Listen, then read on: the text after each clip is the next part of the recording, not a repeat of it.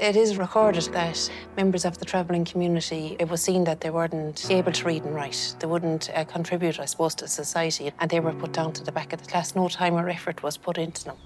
Níor cad daoine ón Lucht siúil fe meascáil daoine nach raibh ón Lucht siúil, bhí orthú cithe áil sa scoil agus d'urló I gcónaí go raibh sí difriúil agus bhí rud ag mí ceart leo. You know, if you have your child, like, and you love your child, why would you want to put them through that? Dearan go leor daoine de chuid an Lucht siúil, sé an chéad lá héann siad ag an scoil ná an lá a thugann siad go bhfuil chríochas an. Mar tuigeann siad cén fáil nach bhfuil daoine ag ar a caintlim, agus is rud nua é sin go fáiste. We're not educated. We don't care. At home, we're just dumb.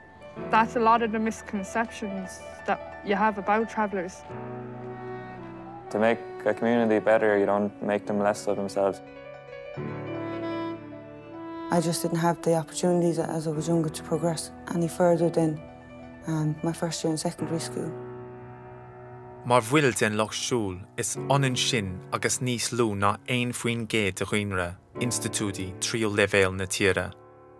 Seo scéalta cuid dár bobbal atá ag tapú na n-aistear a chuireann an titachas ar fáil agus iad ag brise talamh nua don na glúnta atá le teacht.